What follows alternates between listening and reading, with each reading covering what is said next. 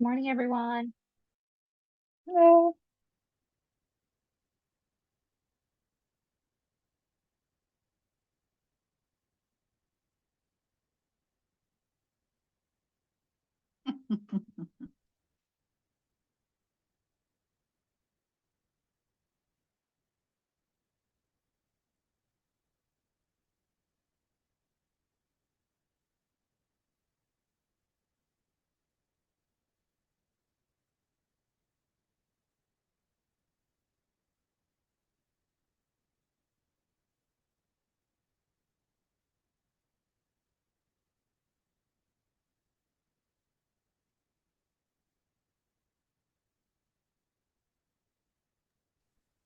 Can't hear you, Lee. I'm not sure if it's just me.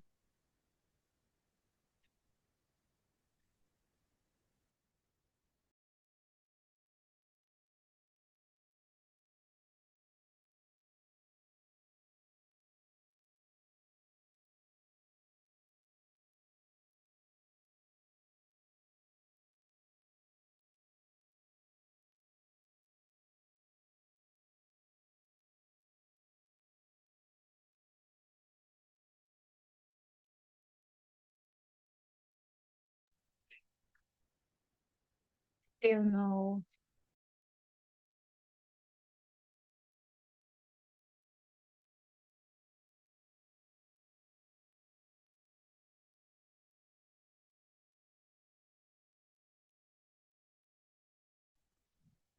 How about now? Can you hear me now?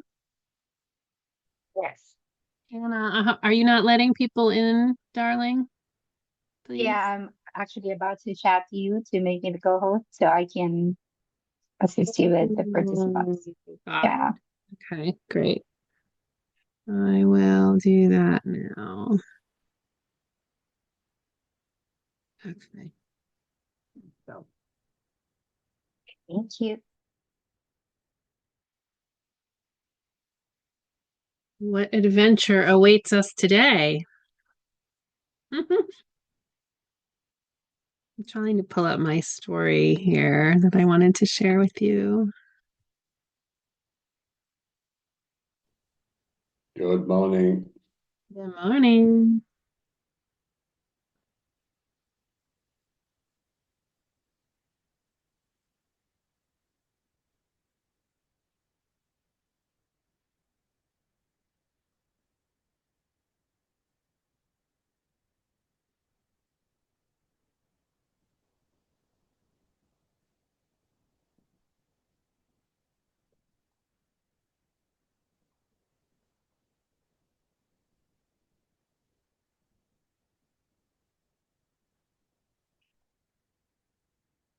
Does anyone want to start with, I don't know, an embodiment exercise?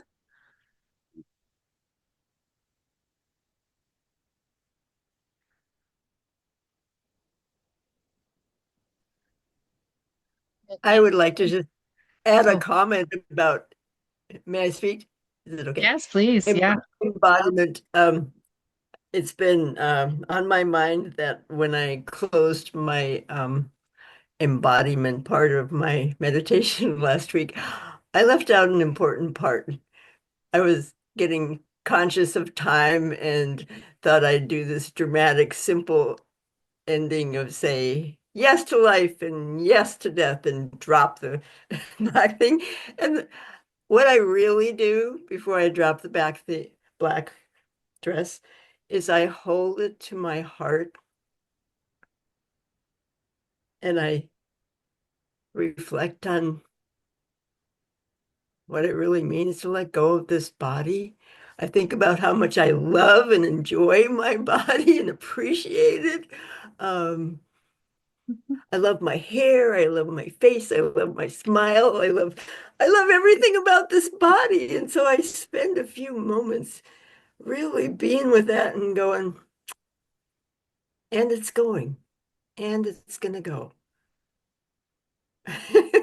And then I drop it. So just wanted you to know that about embodiment. Yeah, that's powerful. That's powerful. I don't know which is more infectious, your love of your body or your willingness to let it go. It's really, they're both really great. Thank you. Thank Yeah. you. Becky, you want to share an embodiment piece with us today? Which Becky you asking? Becky Lubold, I thought, had raised her hand. Was that Oh, true? No? Well, I'll riff off of Marty's sharing. I invite everyone to really feel your feet, your seat, feel the earth underneath supporting your body. So much gratitude for the earth that holds us and keeps us from flying off into space. And I invite folks to notice their breath, the sharing we have between all the plants, enjoying the oxygen that they're generating for us, sharing with them the carbon dioxide coming out of our bodies. So connected with all of Earth. And I invite us to reach back down, wiggle our toes, and imagine sending our toes in to say hello and greet all those billions and trillions of microbes that keep the soil nurturing the plants that in turn nurture us. And I invite folks to wiggle around in their body, feel if there's any tight places they want to breathe into, stretch as much and in as many ways as they want to stretch.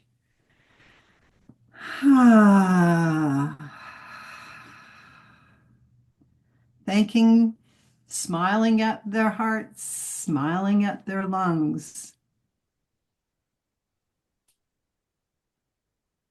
Smiling at their stomachs and intestines, their bladders, their kidneys,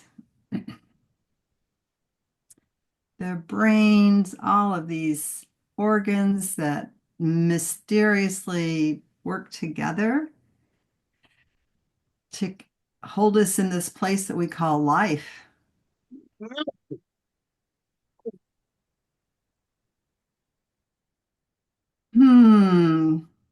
And if you haven't twisted and somehow engaged your psoas and connected with your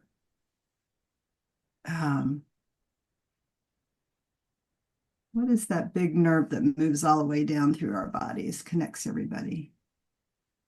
Our whole nervous system. Vegas. Thank you. The vagus nerve. Yes. Yes. So welcome to this gathering for celebrating what Lee has been creating over these past weeks since the fall equinox. Thank you all. Yay, thank you. Becky Lubold, did you have something you wanted to share? No. No, I didn't. I'm just, appreciating what Becky did off the cuff there because I couldn't have done that. Yeah, so we're here today. Thank you for mentioning the fall equinox. We started at equinox. We started right before the hurricane in my life. Yeah, September 17th. And here we are at December 17th. These beautiful big cross-quarterly sacred times in the wheel of the Earth year. This time where things are in perfect balance in the fall equinox time, equal amount of light and dark along much of the geographic area where many of us live, equal day and night. And now we're in the deep belly, the beginning of the winter where it's darkest. It'll be the darkest day very soon this weekend, Saturday. The darkest night, the shortest day, when we've really come inward, deeply inward. Yeah, so our intention today is to share story with each other, to share how we've been changed over these 3 months through this course, being with each other. We're here to contemplate our archetypes, what archetypes have lit us up, bring us pleasure or fear or curiosity or creativity, inquiry. And then the third invitation was, did you play around with your eulogy? Did you play around with your obituary or your eulogy? Like, how do you want to be remembered? This is an interesting canvas to play shop that.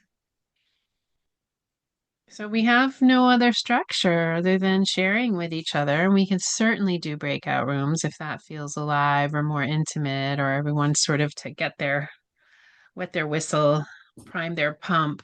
We can do that, or we can stay here. This is just a real sort of graduation celebration ceremony. Like, wow, we've been in this journey together. What a field we've created. One of the newsletters I had put out was like, let's create a village together. And it really feels like that. It feels so villagey. This Death Walker village. So I'm up for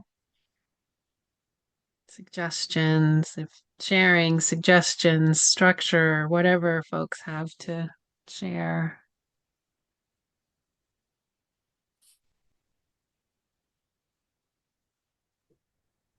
I'd like to say a little bit about how my preparations for end of life have refocused during these last 3 months, and I'm hoping others may join in that vein too. I came into this with a lot of my preparations already done and documents written,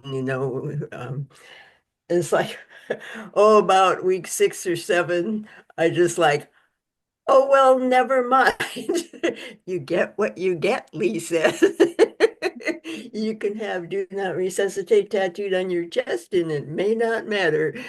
All that week or two there was a changing point. It's like, okay, I will put the effort in to let my wishes be known, and then I will throw it to the wind.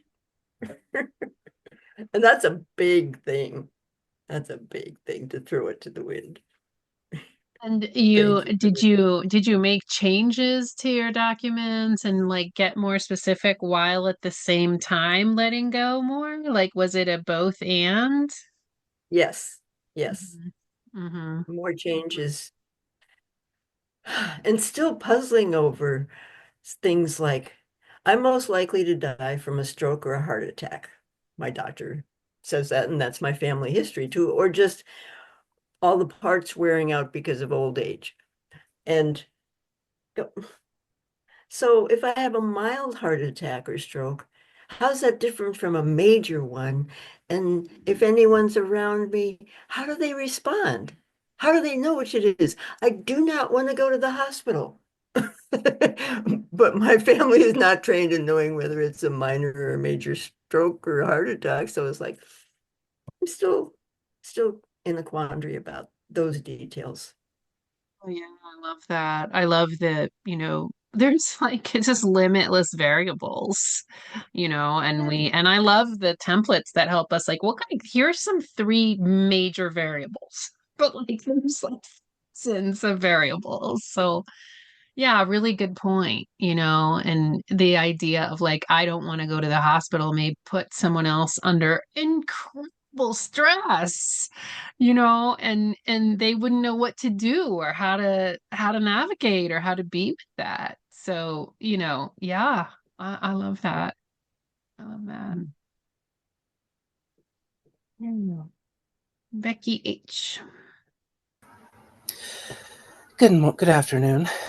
I've been thinking about the final wishes, and I like to be alone. I like to be just by myself, and I've gotten sick this week, and of course everybody's happy to talk to me from a distance and and not huddle. But for end of life, I have no problems being alone and going through it myself if I can. But what about the needs of my loved ones? I know that my sister, my best friends, they're going to want to be there for themselves. Not they'll think it's for me, but it's really for themselves. And how much do I need to accommodate them? Um, my son, he'll be fine saying goodbye and walking away, but being autistic, that's his mindset. He doesn't feel the need to hover, but others do. So I'm trying to think of the balance of how to meet their needs and my own at the same time. Mm-hmm. Beautiful. How many other people are questioning that also? Just like, what's my own need? What am I doing for others? Yeah. It's a big one. That's something really big to identify, Becky. I think that, the washing, the post-death, rituals of being with the body and caring for, in ceremony, singing and telling stories. And I really do, my experience is it's for both. There is some kind of transition that the dying go through. And it's like we're still in relationship with each other, the person that's died and those of us tending, like we're still trying to figure out how to do this transition, even if the death was expected, it's so yeah, it's that liminal time. Yeah. Thank you.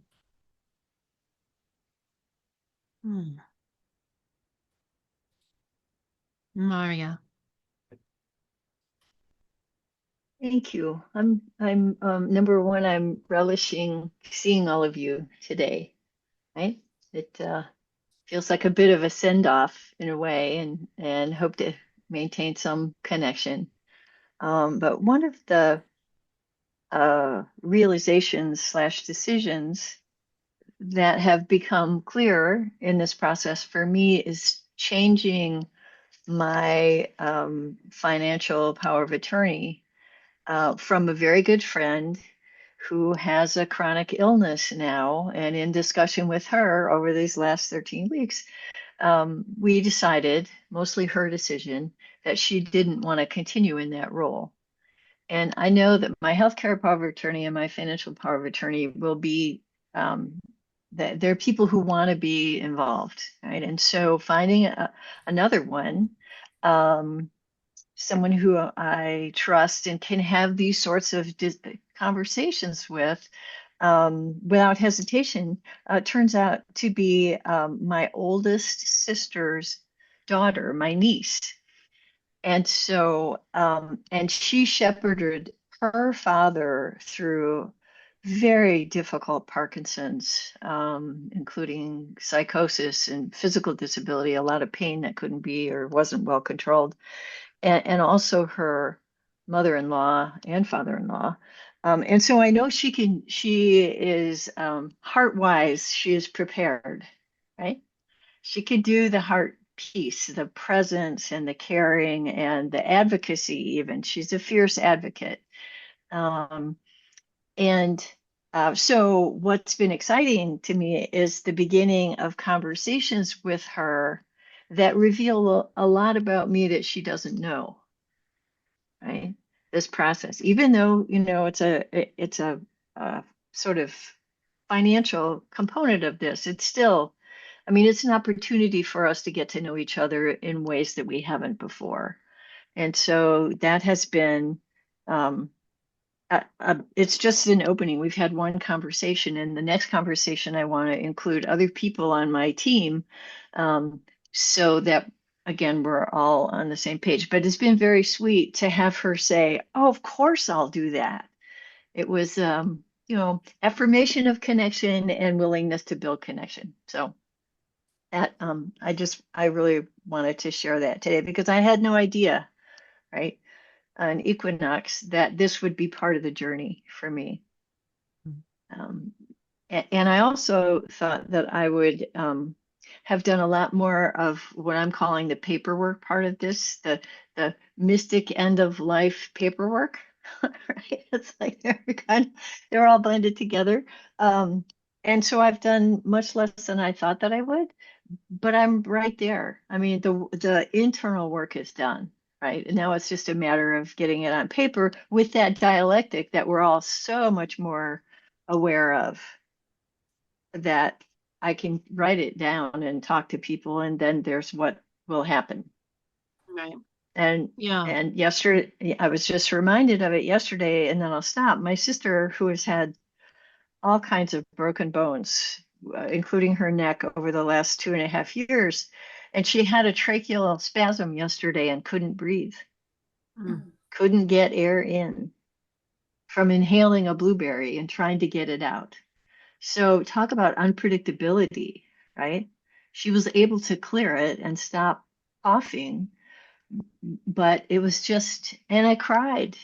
She's one of my close beloveds. But it was also a profound reminder that we have virtually no control over what happens. Yeah. So thank you. A couple of things stand out to me. One is this idea that when we get the internal sense of it, that the paperwork becomes secondary. It's like Right. we can just effortlessly fill out the paperwork when the building blocks fall into place inside of us. Yeah. And I think most people don't realize that. They come at the paperwork like, let me get this done, Yeah. and then that brings me as a bridge to your next thing, which is like when we have an intimacy with this thing called death, everything changes, right? Everything changes. And I love this idea that your niece knows what she's in for, right? She's not Right. naive Right. about No. this. And Correct. she knows, and she said yes to the intimacy. And Yes. that in some ways, as I was thinking as you were talking, like I think that's what most people are more afraid of than death is the intimacy. They're going to have an intimacy with the history, with people's medical history, with decisions, with the depth of their inner life, with their fears, with their challenges, with their neuroses. Like you're going to have intimacy. And I think that people are really taken off guard with that. They just, we don't know how to navigate the ins and outs of intimacy and saying no or saying yes or saying what we're up for. Yeah, Yeah. that's really powerful. Yeah, thank you. Thank you.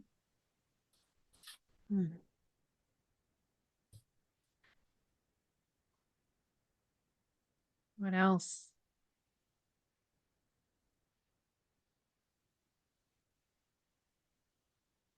Y'all want to do some breakout rooms, deeper discussions about, well, any of this stuff, but the archetypes is what's on my heart of like, what are the archetypes that are calling to you, of certainly of any of the ones that I named or mentioned, but anything really, like, near-death experiences that maybe repelled you or drew you, or this idea of peacefulness or wildness or these characteristics that you've been contemplating.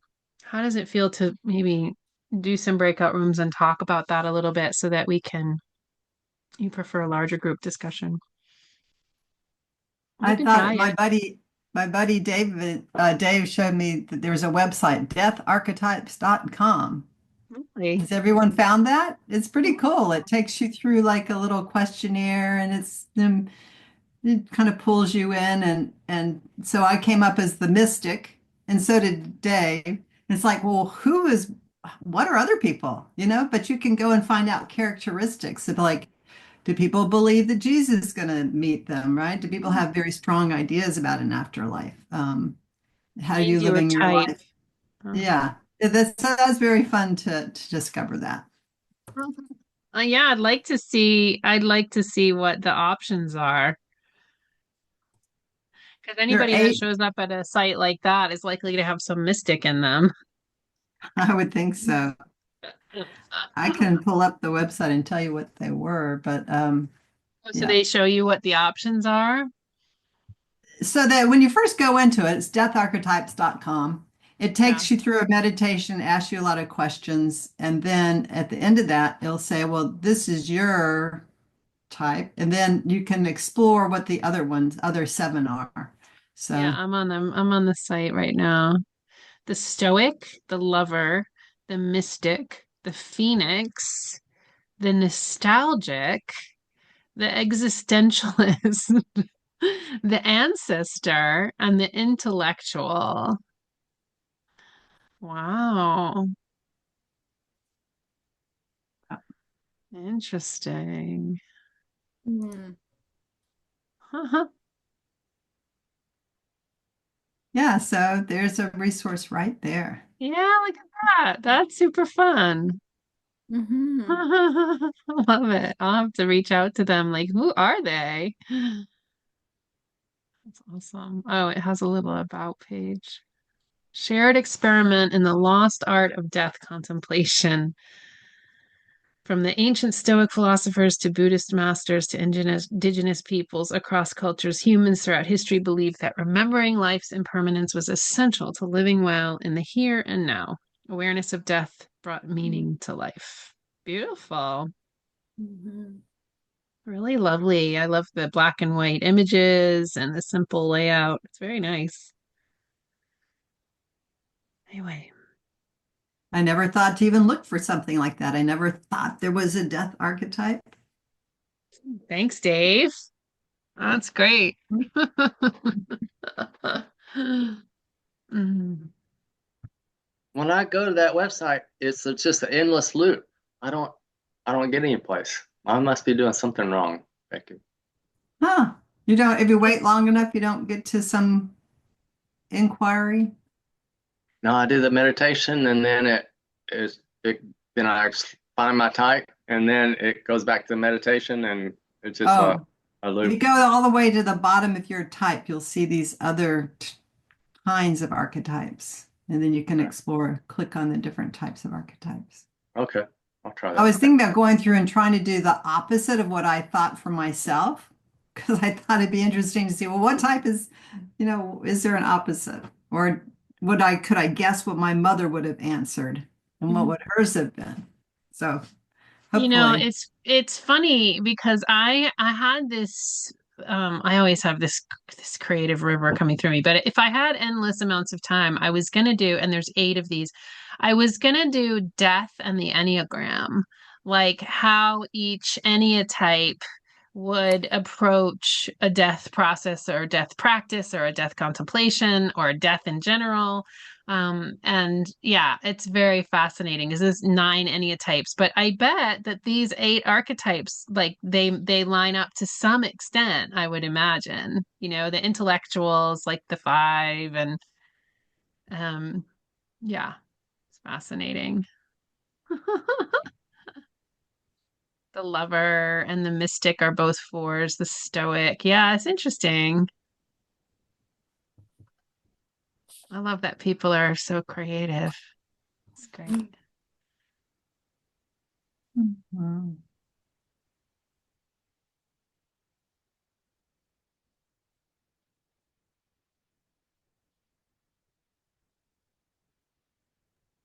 I got sidetracked doing some research and it got to Jung and he was talking about the myth, your death myth. And I kind of got sidetracked on that. But it's a little bit interesting.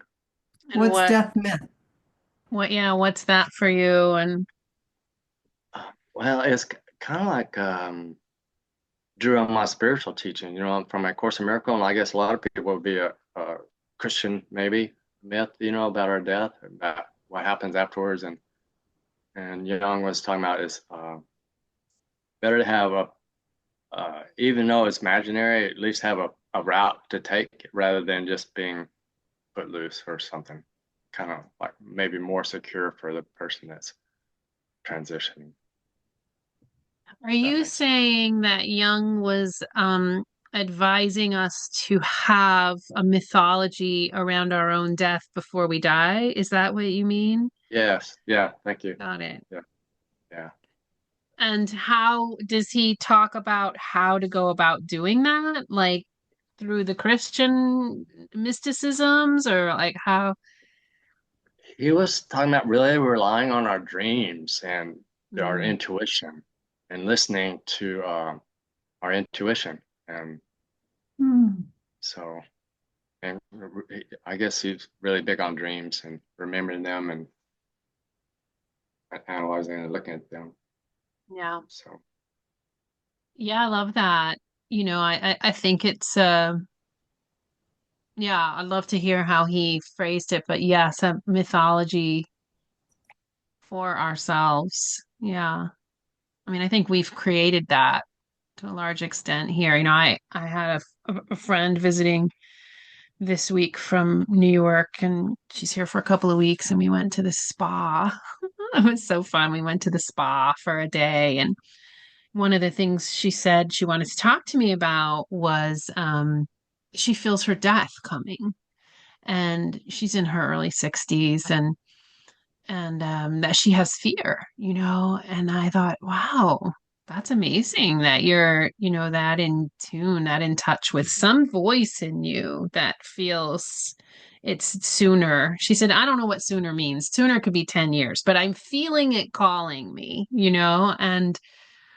and then just really, seeing her fear and not knowing where to start. And this was like the day after our last class last week. We were at the spa, and I thought, oh my God, what a journey we've all been through in these 13 weeks together, that we could approach that question with so much more resources and tools and curiosity and questions than she has. For her, it's, I'm afraid and I need to not be afraid. And I'm like, wow, you know, wow, there's a lot there. I don't know where to start. But bravo that you're, at least listening to that voice. that's a great example, I think, of what he was talking about, maybe. Yeah, I mean, I think that, I think through this process we've been through, we have what I like to think of as an inquiry. We have access to the inquiry, and that is a mythology in a way. The mythology of, I think it leads to creativity. I think it leads to inquiry, leads to intimacy. I don't know. I think that's as sort of good as it gets, because if you start to prescribe it more than that, then you're overlaying mythology on other people in a way. Like it's so gotta come from within, you know? Yeah.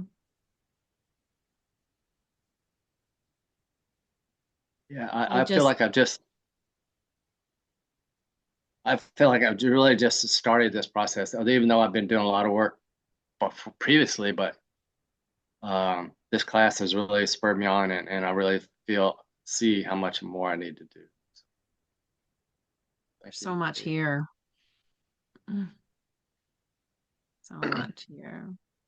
Carl, Thank that reminds me of what I've heard of a Buddhist practice of, maybe I already said this aloud in this group, but as you fall asleep at night and you go into your little death, of letting go of consciousness, or this consciousness, that you develop awareness of whether you kind of fall asleep on the in breath or the out breath. Do you die on the in breath or the out breath? So every day is that preparation. And I love the idea of listening, paying attention to my dreams as a way of knowing from within you know, what is my relationship to death? What will it be like? Because I can appreciate the sense of standing wherever being right at that moment of death and like, oh, okay, I expect to see Jesus. I expect to see Buddha. I expect to see my mother. What, kind of bringing, and maybe expectations is counter effective, but I think for a lot of people, it's reassuring to have some expectations. So if they're not a mystic like me, it's like, oh, what is it? But thank you for sharing that, Carl.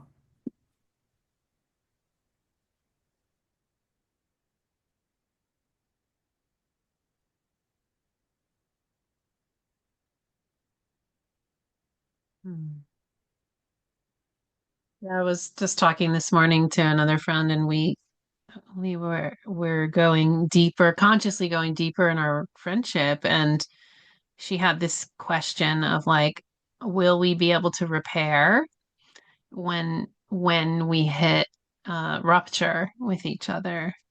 And it was this whole big, long, involved conversation. And one of the things I was saying to her was, I have been in all of these different places in friendship in my life, including um, being rejected by people and also rejecting people, like we've just been in all these different roles. And I said, I love to practice this life review, like, because I know it's going to happen, or I have a sense it's going to happen when I die, that I'm going to have to see the movie of my life, review my life, and see how I've hurt people that I haven't even realized that I've hurt people.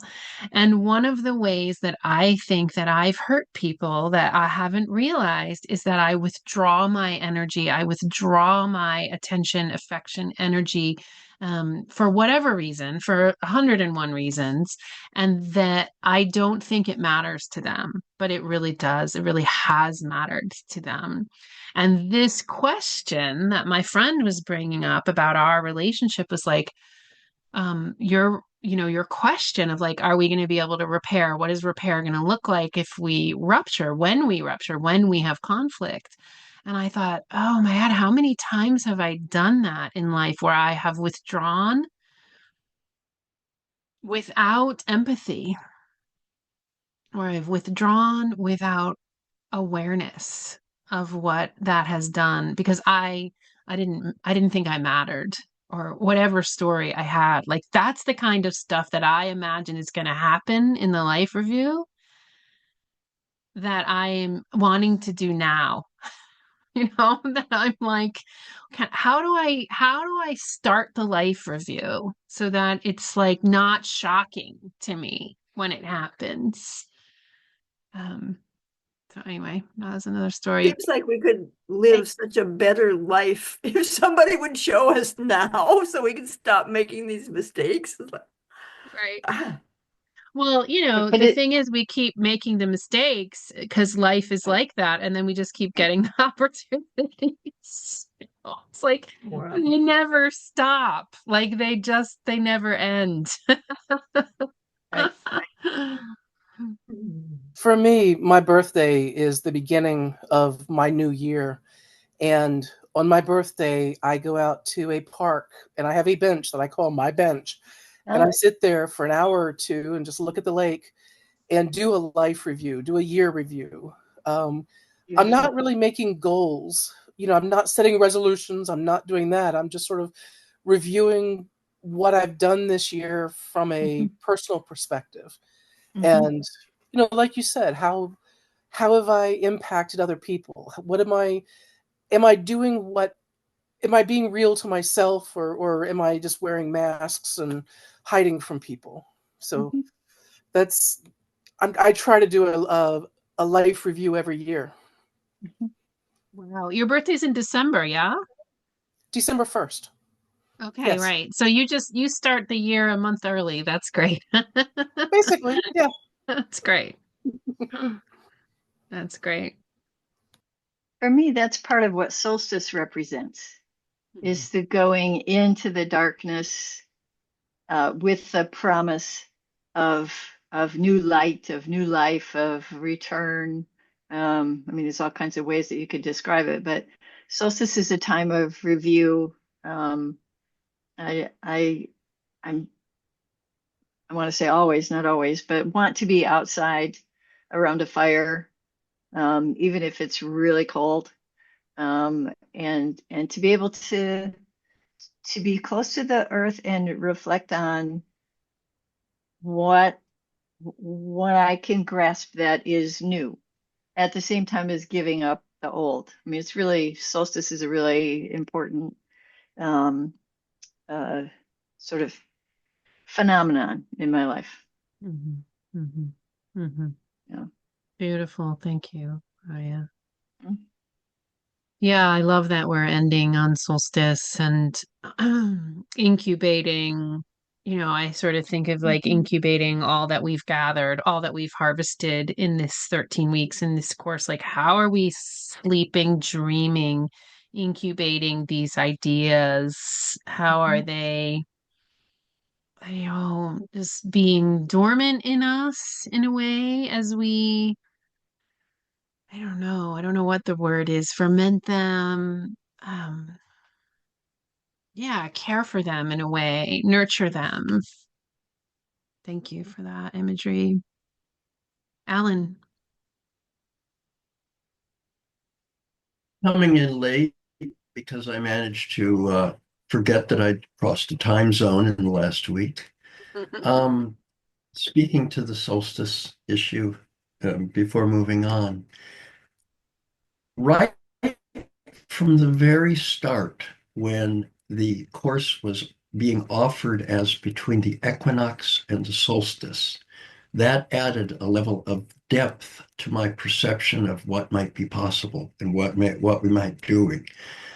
It's it's a subtle but profound distinction between two dates and between the changing Mhm.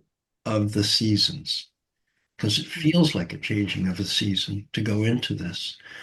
And I have a special attachment as well because for 35 years I worked in the solar field. So an understanding of seasons and the sun's path and all of that has a very core meaning for me. So isn't that, Lee? Mhm. That's all. Mhm. Yeah, the word refinement, it's like there's a refining of, I mean, who spends 13 weeks on a course together? Like, it's a very hard sell, which is why I'm not doing it anymore. But, it is so worth it to go this deep and this long and this through line, But you yeah, had 2 dozen of us here. yeah, You brought it's two true. dozen of us here, and Yeah, we stayed. yeah, it's true. It's true. It's true. Yeah, it's been so rich, such a village.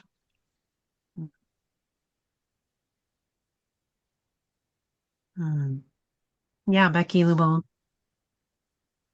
I'd like to share something that I found again on Facebook that I remembered as an image and also a description of solstice. Is that okay if I share my screen to do that? Yeah, I'd need to make you a co-host. Give me a second. Okay. I gotta find it now. All the Beckys. Hmm. Okay, make a co-host.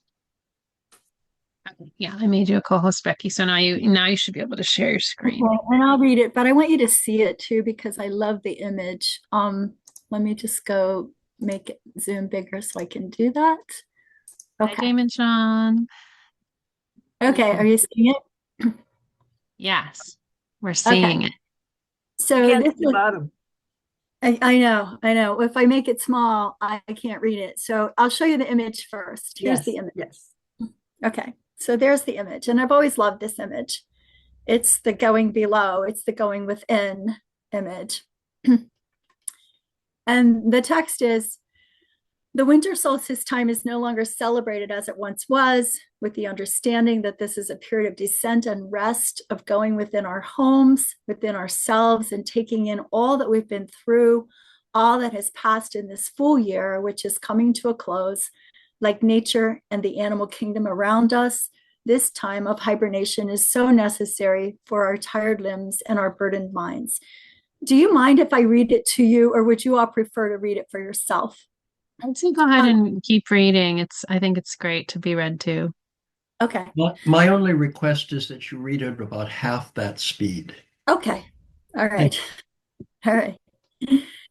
The natural tug to go inwards is, as nearly all creatures are doing, is strong, and the weather so bitter that people are left feeling that winter is hard because for those of us without burning fires and big festive families, it can be lonely and isolating. Whereas winter is kind, it points us in its quiet, soft way towards our inner self, this annual time of peace and reflection, embracing the darkness and forgiving, accepting, and loving, embracing goodbye the past year. Winter takes away the distractions, the buzz, and presents us with the perfect time to rest and withdraw into a womb-like love, bringing fire and light to our hearth.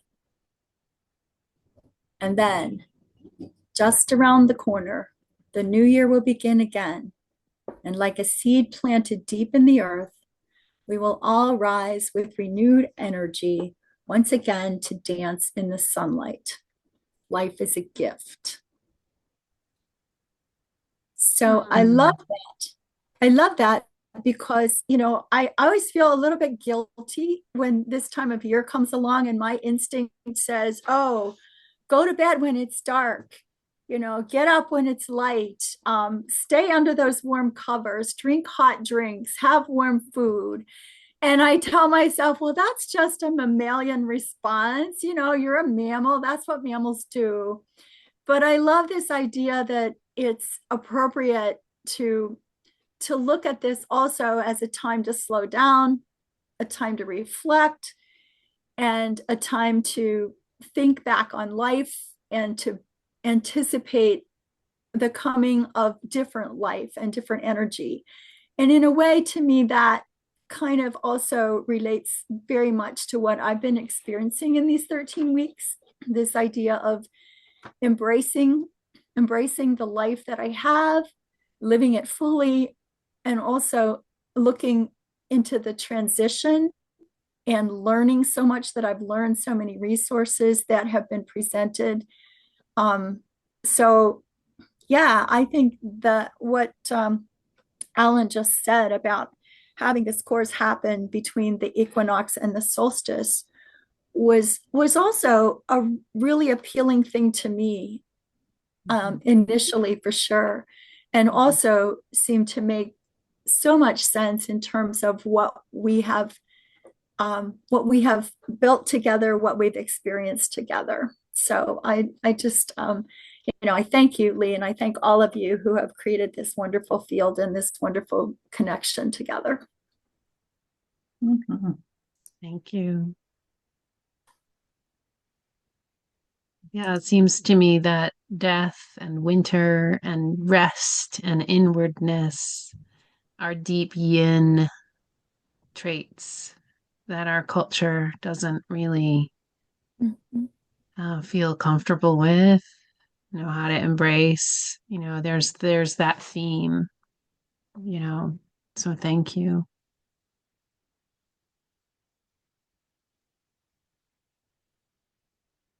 And yeah, and also to name that it's Northern Hemisphere awareness that is winter solstice as deep, inward, dark.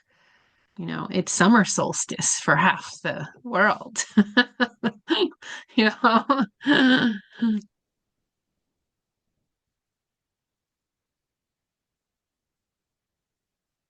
Becky, do you want to read that poem by Wendell Sure. I was trying to remember the tune that I think various folks have put that to tune. The one that I remember is something like, to go in the dark with a light is to know the light, to know the dark, go dark, go without sight, and find that the dark too blooms and sings, and is traveled by dark feet and dark wings. Something like that. Beautiful. Hmm. So beautiful. Hello, Caroline.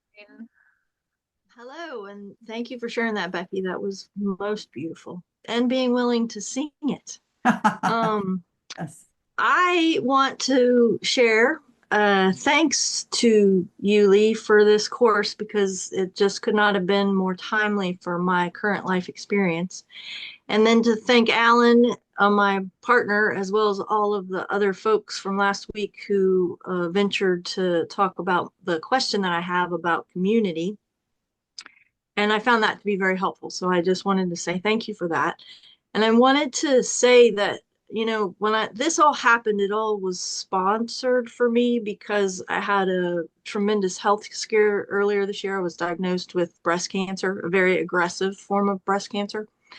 And so it immediately sent me back in time to think about my mother's experience. And she actually died from breast cancer that metastasized, and she died within 2 years of diagnosis. So I have a historical frame of reference that is very weighty, that caused me to, you know, not only am I in panic because now I have to look and deal with the medical institution, but I also have to consider what if. And I haven't had to look at life and death under a microscope, although most of my life I've thought about this stuff. You know, I'm very interested in the meaning of life and why we're here and what's it all about. But the thing that I have always carried with me is about the ancestors. And in particular, I'm the end of the line. So I have no kids. My parents are gone, and my brother has no kids. So when my brother and I pass, there will be no other of our genetic lineage. So I took it on myself as somehow, you know, I wanted in the last years of my life to think and reflect on the ancestry, and is there anything I can offer or do that would help heal all of what I know about the trauma in my ancestry. And it was a very, very heavy burden. And one of the things that's been very helpful to me about this class is the reflection on the ancestor part of things and the recognition that it actually is not my burden to carry the ancestors' trauma to heal it for them, but that the act of looking at it and trying to heal or offering that space for myself is what allows them to heal. And so by being willing to ask for their help and support, being willing to accept it is what allows them to heal. And for me, that was like this huge insight that really helped me not to feel so, you know, overburdened by this potential process. The other thing I want to say is, you know, having thought about it, I thought, oh, I'm not really afraid. I've got my ideas about what I think happens when you die, blah, blah, blah, blah, blah. But then when you actually have to face it, you realize that it's not that neat and tidy in a little bow. And that, in fact, there are some things I'm quite afraid of. And so, having had this time and space to reflect on it has given me so much more courage and so much more depth of understanding about how I want to change whatever amount of time I have left so that I didn't miss, because I get it. The person who said earlier about, you know, you can plan all you want and it may not go at all like the way you think.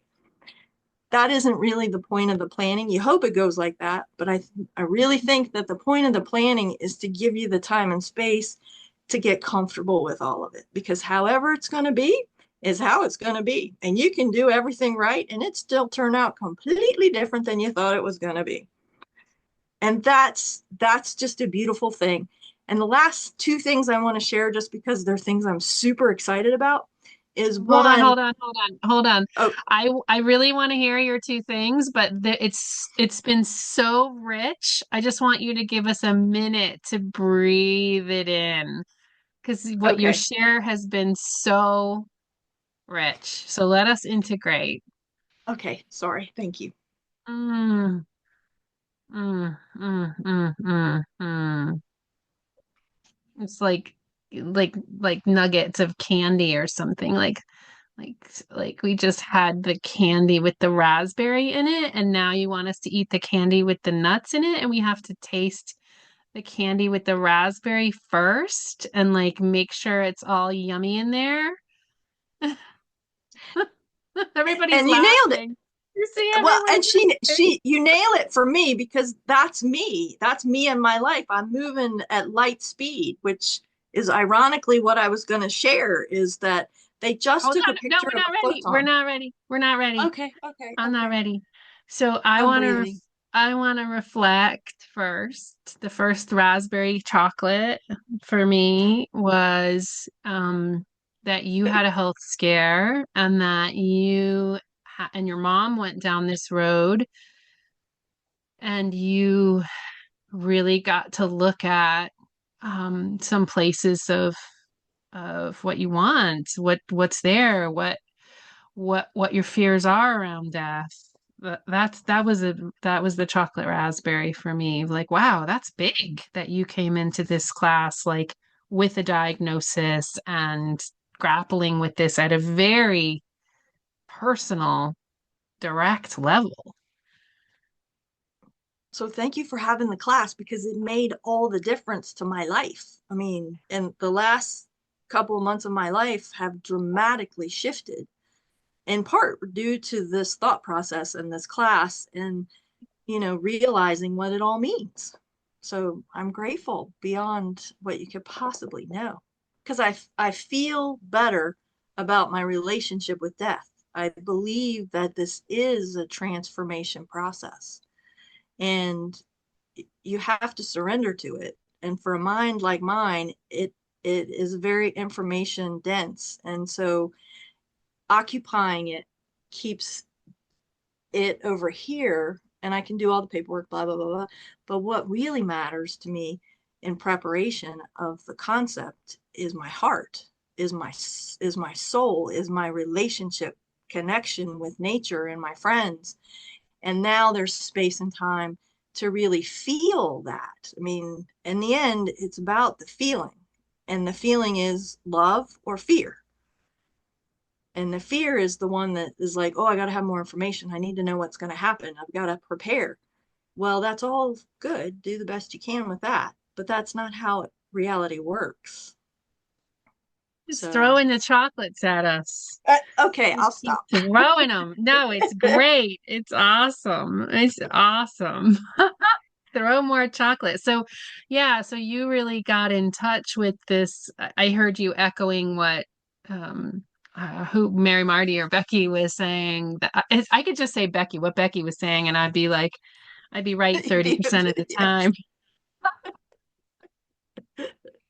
About like you get what you get. I love that everyone got that. Like I love that that became like a pillar for us. Like you get what you get.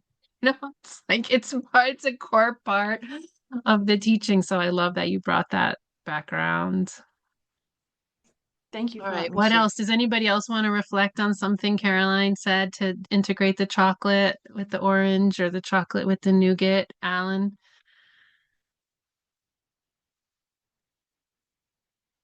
It's been a gift to Caroline and I to have been partnered as buddies with each other because um, I'm aware that our conversations between the weeks have fostered what Caroline just presented to our group.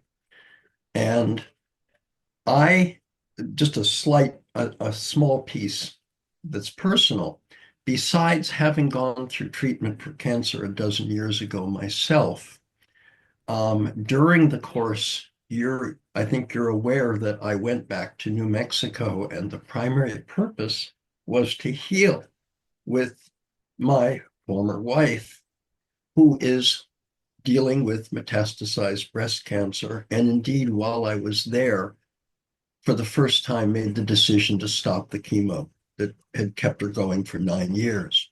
So it's very poignant. And we did reach a point of healing where she said, I'm not holding on to anything when I die. So I've been able to have a sounding board in Caroline for that experience, as well as she has had a sounding board for what she's going through. And that's really what I wanted to share. Edge of tears. Look, the big chocolate. Oh my God. Oh. All right, Carolyn, you can say your last couple things. I think we're catching up to your chocolate sampler here. Um, so my favorite part of this whole course is the part that deals with the mystical, that deals with the archetypes, that deals with the psychedelic and the consciousness. And those are my favorite things. And so I spend a lot of time interested in the nature of reality. And two very important things have recently happened in science that are relevant to this. One of them is that they took a picture of a photon, and that's light. And so if you think about light and darkness and the solstice and all that stuff, it's just a magical miracle thing that exists now. And the image is quite impressive to look at. So I offer that to anybody who's curious. The second thing is there was an amazing article that was written recently on entropy. And they're redefining entropy in science as lack of information in the context of the unknown.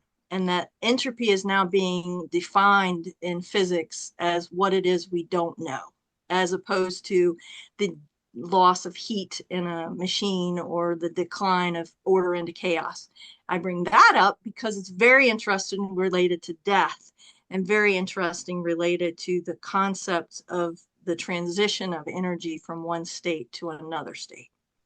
And I just wanted to share those two things because somehow they're very important in my personal process of going through and thinking about death and thinking about everything I've learned with this class. And I just have to say thank you to Alan for being my partner. But the fact that it's just amazing to me, I'm in this constant state of awe about how things come together because of how perfect our partnership and being matched up was based on where I was, what his experience is, and then all this stuff I'm learning about, like, for example, with the photon and the entropy, it all connects things together in this extremely amazing way.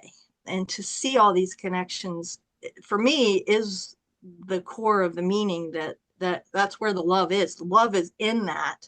And if you feel that, then you can't be afraid. You just march forward for the adventure. I'll be quiet now. So And thank chocolate. you for letting me share. Your shares are so good.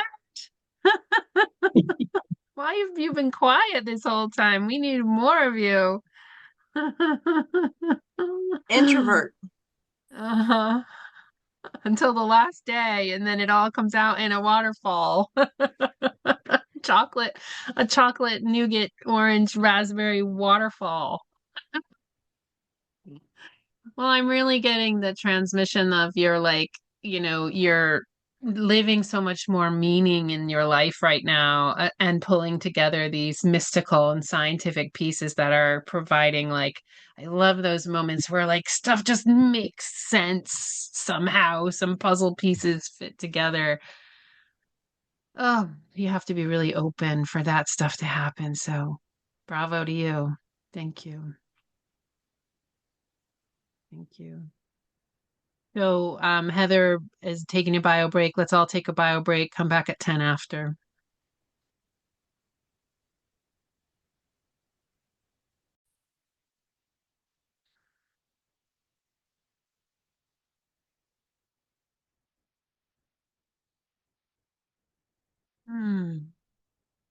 I have a story I can share with you all.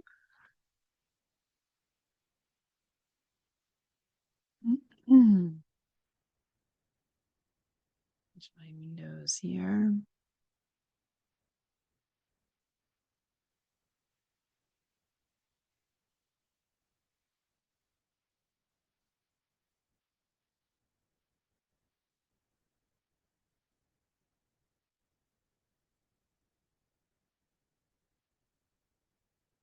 Hmm. This is a great story that Michael Meade tells. And he usually introduces this story by talking about the three realms. And this is sort of a bridge from Caroline's share in a way. So the first realm is the realm of the intellect or the logical realm. Linear time, intelligence, is how we sort of navigate, I guess Jung would say, the ego. It's the realm of the left brain. And then the second realm is the realm of the psychological psyche, emotional intelligence, the inner world. It's the realm of the right brain. And then there's the third realm, which is the mythical realm. There's always threes, always the sacred threes. And this is the realm of metaphor and imagination, narrative intelligence. This is where stories, we have learned through passed on knowledge, through imbued things with meaning through story throughout our evolution. It's timeless and immediate. Metaphor, the paradox of timelessness and immediacy. Stories give us access to wonder and beauty and truth. And we have access to seeing in the world in ways that we can't with the other two realms. It opens us up to the supernatural inside and outside us. So this story is called The Old Woman in the Cave. It's a folk tale or folk myth that comes from the Apache, although it's connected in many other ancient cultures.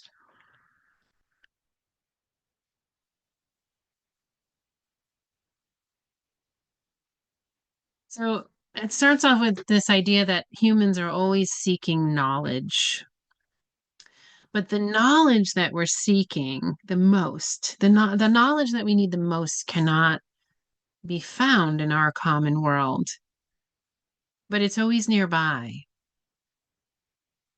In fact, not far from us at any time is a cave. And in the modern world with traffic lights and cars and busyness, we lose access to the cave. But sometimes, given the right circumstances, the right ingredients, we can find it. We stumble on it. And if we venture into the cave and we find our way through the hallways and the alleyways and the deep traversing's of the cave, we come along about in the deep recesses of the cave an old woman who's sitting and weaving.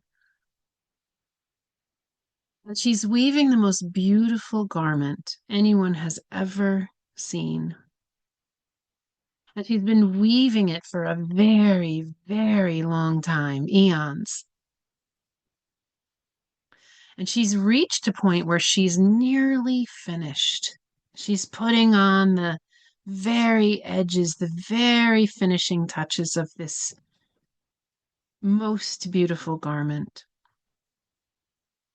And as she weaves, she sometimes needs to go into the back of the cave, into the back room of where she's sitting and stir the soup.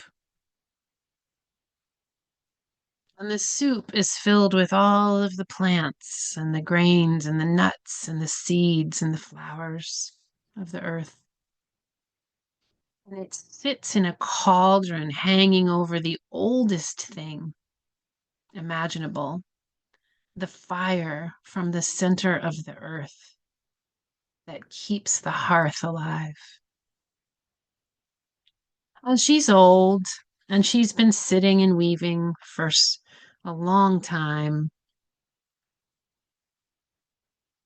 And it takes her some time to make her way to the back of the cave and to tend to the soup. And as she does so, the black dog goes over to where she's laid out the beautiful garment on the floor. And the black dog sees a loose thread. And the dog pulls on that thread and sort of gets a little wily about pulling on that thread, as dogs can do, and doesn't stop pulling until the dog has unraveled the entire garment into a pile of threads. And the old woman, after she stirs the soup, she makes her way back and she sees where she has lain the beautiful garment is now a pile of threads. And she's stunned by the appearance of all that chaos. But in time, she sits down. She pulls together the threads on her lap. She fingers her way through it, and she finds a loose end. And she begins to dream, vision, imagine a new garment. And as she does so, she starts to weave.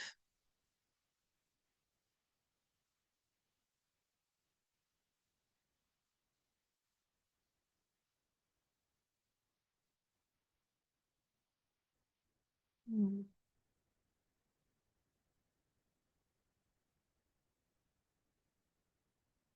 Mary Marty, I love your emotions.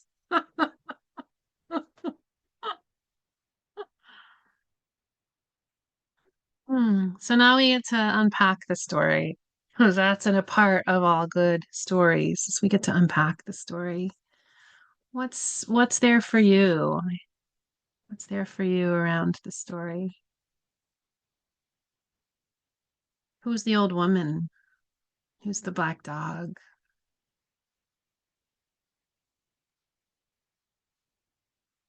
Can I share? Please.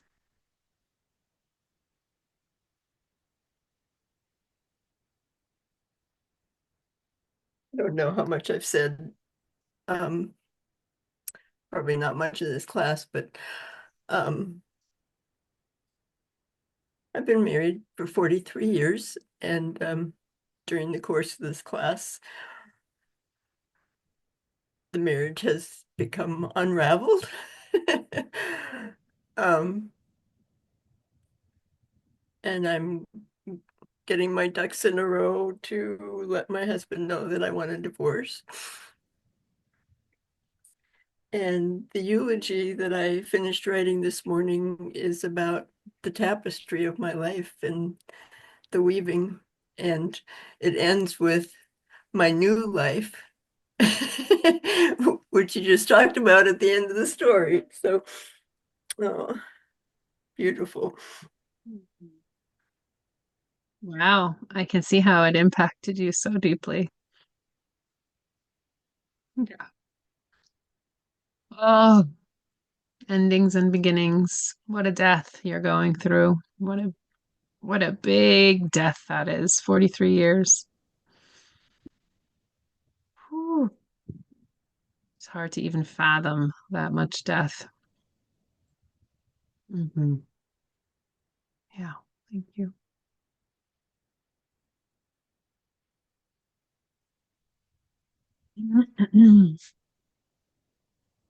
So the old woman is the woman who weaves the world. And if things didn't become unraveled, if they got completed, the world would end. Chaos is needed to sustain creation. Destruction is needed.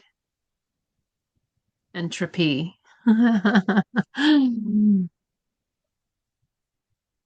Affection is always an ending. Unraveling allows things to start anew. The black dog is the gift of suffering, of chaos, of death. Caves are the inside depths of oneself.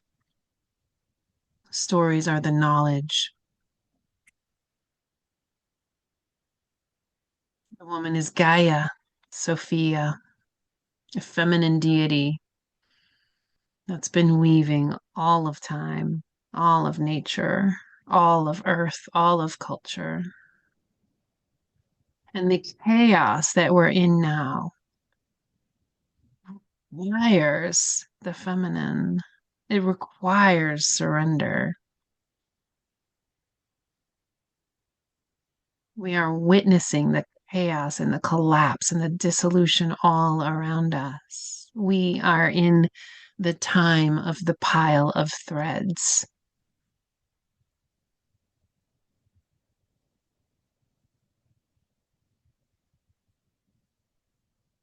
We're all sitting with piles of threads on our lap, fingering our way through, bringing our own genius, our own vision, our own creativity and imagination to what's coming.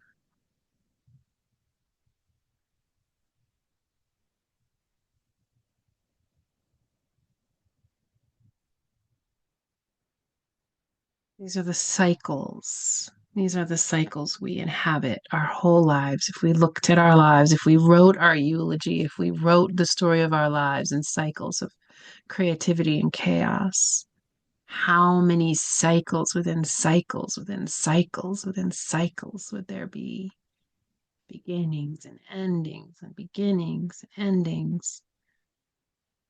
Life and death and life and death.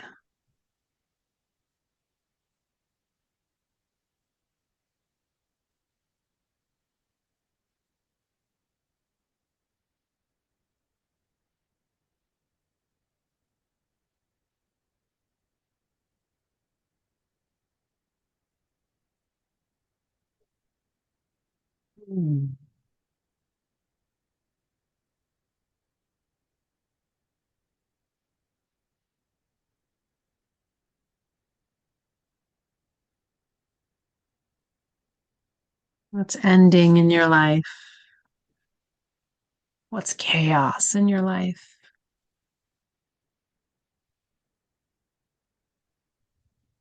What's death?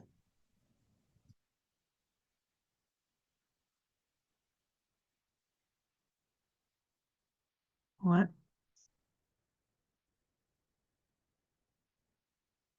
This new definition of entropy as a measure of what we don't know.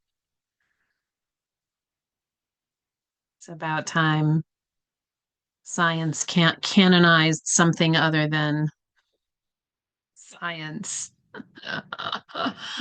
Science. Yeah. Science holding something higher than science. Entropy. We have no idea. So good. So good. I could share a little bit on that. Please. Hey, everybody. Sorry I was late today. Yeah, I don't know how much context to give, but there's been a lot of transitions in my life. These last few years, it's been a very slow, somewhat unexpected, wild and circuitous road. I had many communities and all the stability in my life, even through COVID and then coming out, everything that felt pretty stable, including, my relationship with my daughter, just kind of came tumbling down and upside down. Um, and, we were dealing with her choosing life to live or not. And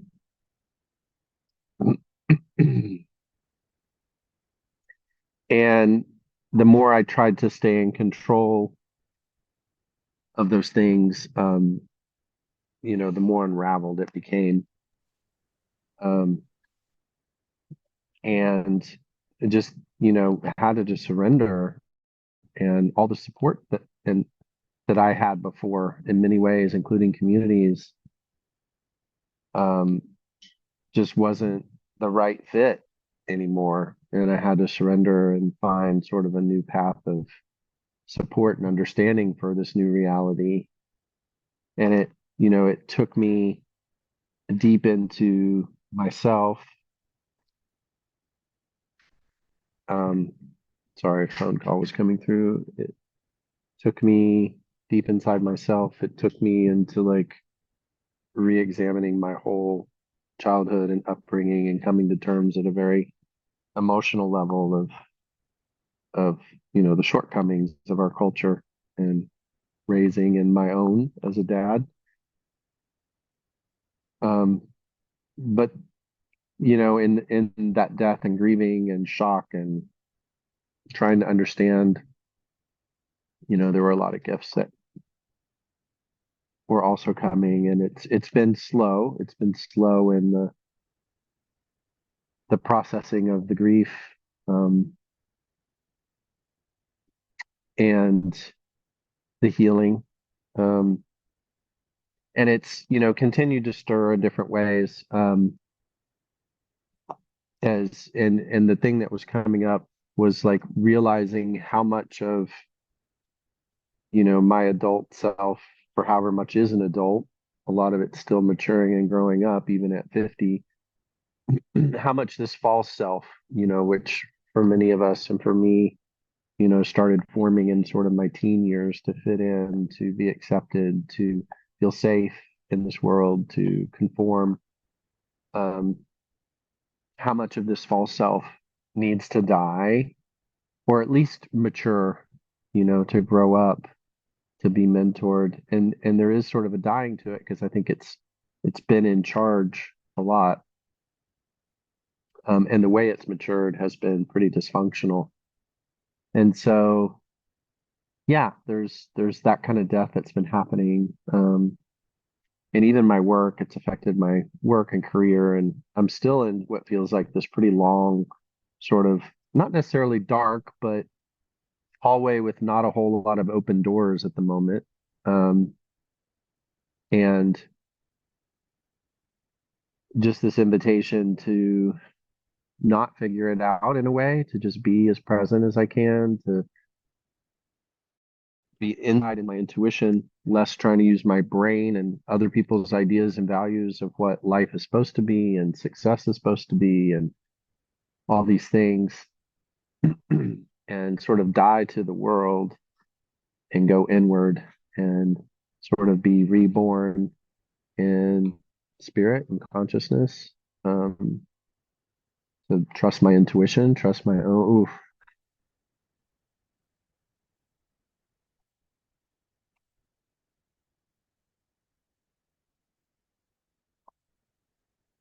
Yeah, that's touching something tender right there. Yeah, to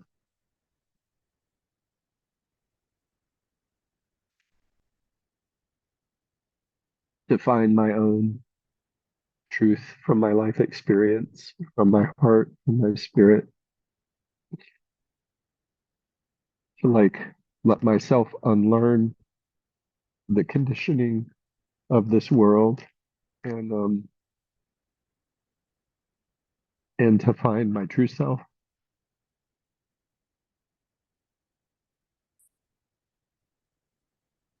and to trust my own truth, my own wisdom, my own what's right for me, what's good for me, and even for the world. To trust myself. And it's learning this new sort of authority too, which for me, as I've studied human design, is the splenic authority, which is very quick and it's very subtle. It's easy to miss. It's easy for my head to just take it and override it. Just learning to really slow down and feel into decisions and Yeah. So it's sort of the death process, and it's interesting in this moment because I'm on vacation and in paradise, in Baja California or Mexico, just near the ocean, idyllic weather, and like I just want to be in the winter. Like I really just want to be inside. I don't want to be exploring and doing a lot. It just feels kind of weird, kind of juxtaposed. Um, yeah. So that's some of the stirrings that were coming up around what's, dying and composting and um, yeah, I'm not quite sure what it looks like, or will look like. Just trying to stay present. Thanks.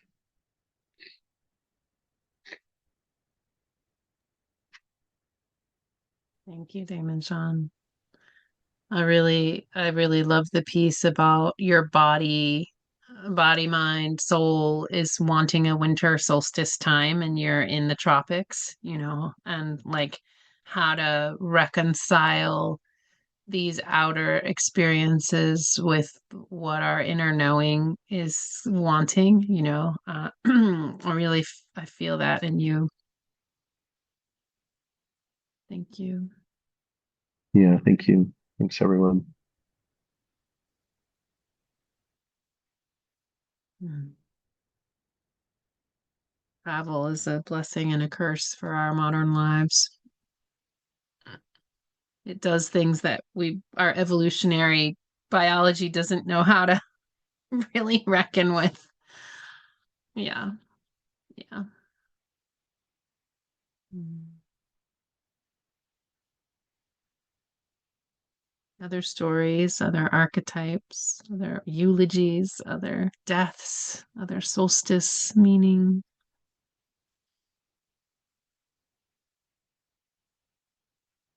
Yeah, Carl. Carl says, sounds like you're on a healing path, Damon Sean. Mhm. Yeah. Aren't we all? Aren't we all? Hmm. Seems like the name of the game, at least one of the big names of the games is learning. I think it's just like everything we go through, we learn so much. It's like this is the classroom in whatever way. This is the immense classroom that we're in. And the harder it is, the more we learn somehow. How is that? How does that work that way? Yeah.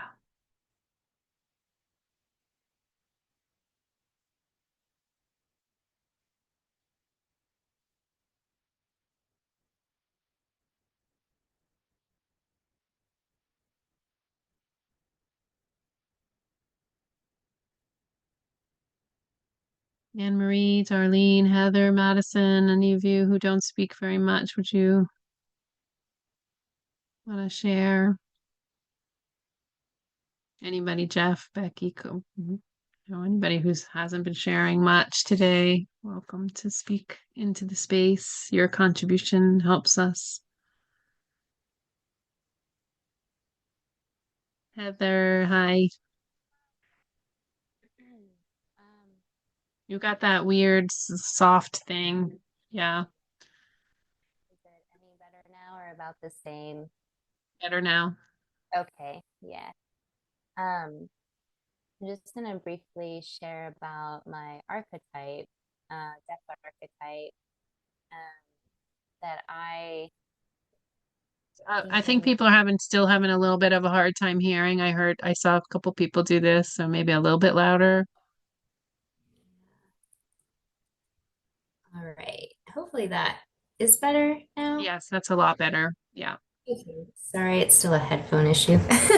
Yeah, I'll just briefly share about the death archetype that um, yeah, I feel very deeply connected to, and I know I mentioned it earlier at the start of our course is the Valkyrie, and the Is it Valkyrie. called Valkyrie, right? Okay. Yeah. Yeah. So in Norse mythology, Valkyries are a group of female warriors and maidens who served Odin or Odin and guided the souls of fallen warriors to Valhalla. So they were often riding horses into battle, and in some mythology, they're like mythological women. In other stories, they are mythological, and they were essentially like um, choosers of the slain. In like they would choose you know, who would die in battle, and um, they were also known to appear as lovers and heroes to mortals. And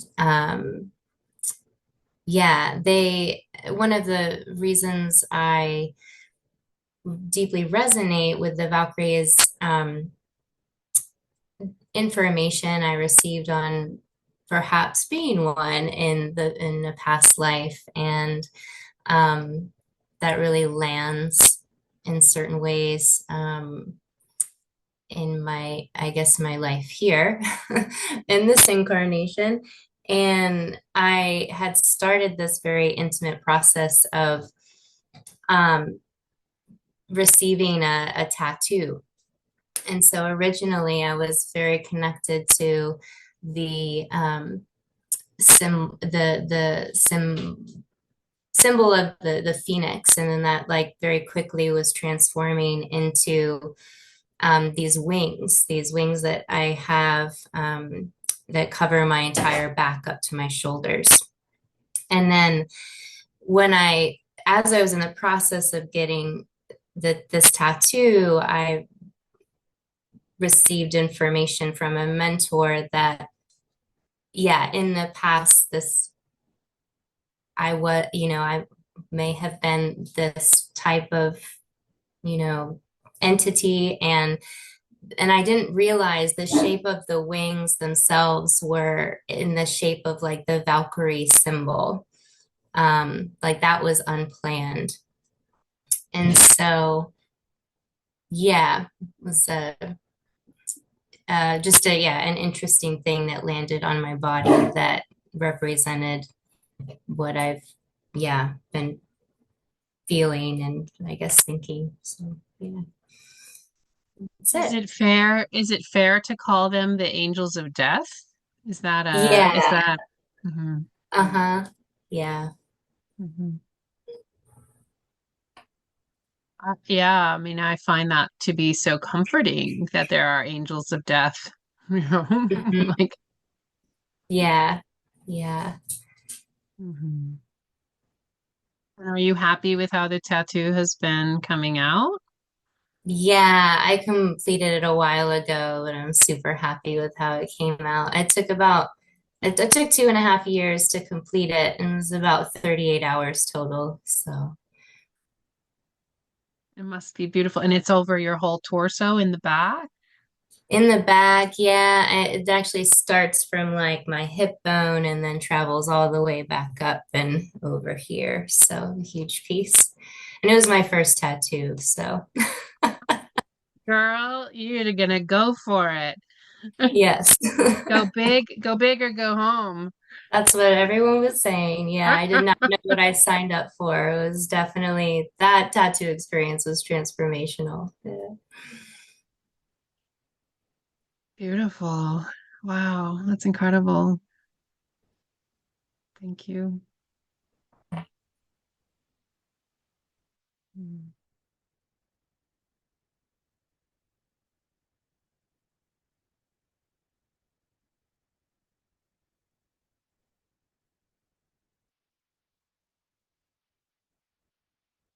Mm. Darlene, you want to share?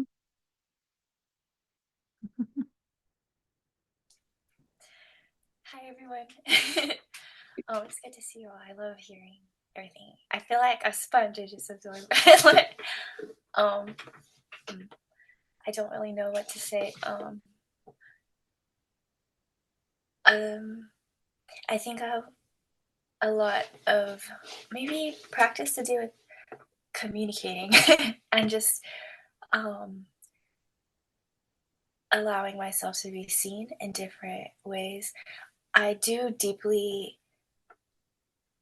find like meaning in everything. I think I see things in this way that where I can talk about a lot, but in other times I'm very shy. I don't know what that's.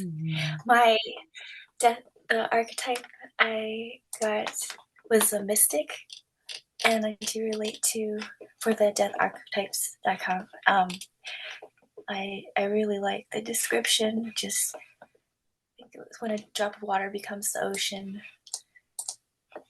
Darlene's referring to those who came late. Darlene's referring to something we talked about early on today, which is that Dave discovered deatharchetypes.com, where you can take a little quiz and come up with one of 8 archetypes that the quiz chooses for you. And it sounds like, Darlene, you got the mystic, as did Becky, it sounds like, got the mystic also. Yeah. Yeah. It feels like it's difficult to find words or to, I don't know, kind of know how to interact with that outwardly beyond the self. I keep thinking about how when I speak, it feels like some kind of like therapeutic experience. I'm not sure what to give to the group, and I think I need to stop hiding in that way. I actually did radio broadcasts for several years, even though I don't seem to speak that much here. And the email address that I set up was Your Voice at the university radio station name. And so I really loved recording others and trying not to put my own voice in it to kind of influence it too much. I really just wanted to keep it open and just get to hear what others had to say. And then did a question every week, kind of on the scene, recording, just running around, capturing people and just their spirit, their thoughts, their just inner selves, and just then put it to some kind of bubbly experimental music, and just weekly had that during drive time, just broadcasting on the radio along with wellness and just reflections, and just as a group show it turned into this thing. I don't know if this is the space. I guess this is part of why I signed up for this group. I think about life, death, meaningfulness a lot, but I think learning how to connect with others and to feel that it's okay to take space is important for me. I think that's a theme that if I look at my kind of life review, I know I need to grow in this area of finding my voice more fully. When I'm quiet or one-on-one or in my own bubble, I feel that strongly. But then as soon as I'm in a new group or like to explore things, I get this shy feeling that I don't know if it's kind of a feeling of belongingness. So I know we all belong, and we all have our what you described, blueprint to our soul, and it's very special and important for us to get to connect and share in that way. Hearing everyone adds a lot to me. Like I just feel like my like spirit interconnectivity kind of webbing. I'm thinking something I should explore. I think and my family, I think it really impacted me. I wanted to be felt close to them. My parents, small family, and my sister, but my mom went through a lot of political trauma, and so like it's intergenerational. Though all of them kept some kind of diary and journal and kind of tried to form community within those spaces, and had to go through a lot because of it.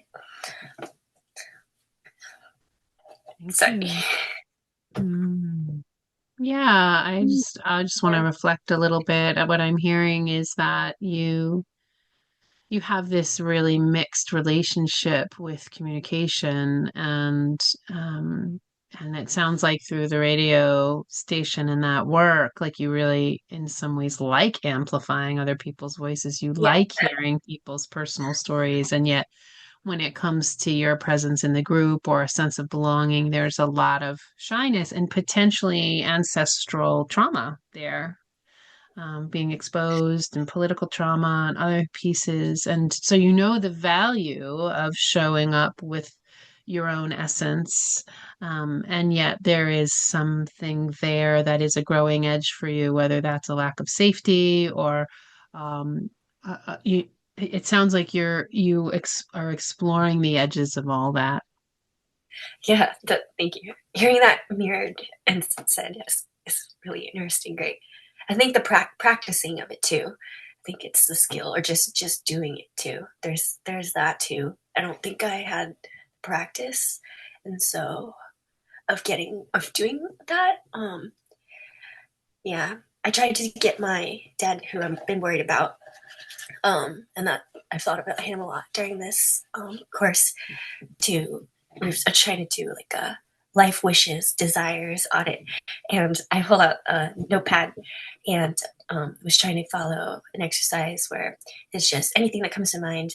You're just looking for categories and of themes, and try to figure that out. It could be leaned more towards relationships, or just things that maybe are of high value to you, but haven't really been tapped yet, or at this maybe stage of life, just to kind of think of it again, and then kind of see what to do with it, or see the theme visually. And my daddy, it was funny, it was cute, to try to get him to talk deeply. I asked him, and he's trying, and he started saying like, "Oh, I'd like to wake up to maybe some old cartoons like from childhood. Like I'd like to have a hot breakfast." And he started naming like, "I'd like to have maybe some fried eggs, some I don't know, mashed potatoes," or like things like that. And I was just like listening, very like taking it like openly, like just. And then I was like, I feel like a server, and a lot of things that you're saying are very immediate, and you can make this happen pretty much right away. And I know he was looking for comfort. So it's good he tried, but I thought that was funny. I also thought, oh, like, yeah, I really would like to connect deeply and spiritually to my family, and they seem to need so much help with that. And it does hurt me to not get to have that. I don't know, I'm like smiling about it, but I do see some cuteness and humor, but it really put, like create a lot of emotional neglect, or just an absence that I really need. I would like to have with them.